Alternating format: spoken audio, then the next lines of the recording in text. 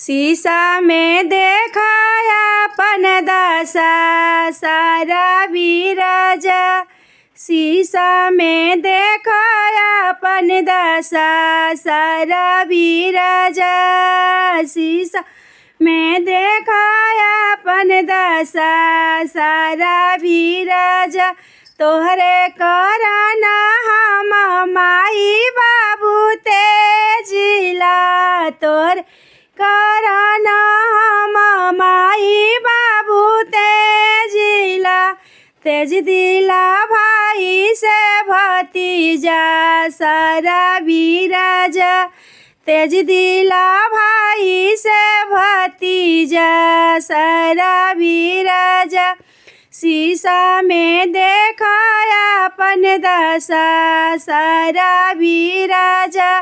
शीशा में देखाया अपन दशा शराबी राजा। गल तोहरे कारणवा गल के भइल बानी लाशा हो। तोहर कारणवा सट के भइल बानी लाशा हो। गल के ही हो गल बतासा शराबी राजा। गल के ही होइली बतासा शराबी राजा। शीशा में देखाया अपन दशा शराबी राजा। शीशा में देखाया अपन दशा शराबी राजा। तोहरे कारणवा अपन सखी सलहर तेजिला। तोहरे कारणवा अपन सखी सलहर तेजिला। तेज दिला सारा जहानवा शराबी राजा। एक बेरा ना कर धियनवा शराबी राजा।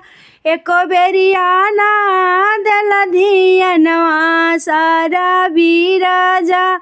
गल के ही हो गल बतासा शराबी राजा। गल के ही बाबूरा के लाशा शराबी राजा। शीशा में देखाया अपन दशा शराबी राजा। शीशा में देखाया अपन दशा शराबी राजा। पहिले देखता राजा रहता हूँ हीरो। और पहिले देखैला राजा रहला तू हीरो। अब भैला गलिया के कुत्ता शराबी राजा। होई गईला गलिया के कुत्ता शराबी राजा। शीशा में देखाया अपन दशा शराबी राजा। गल के ही हो गईल लाशा शराबी राजा।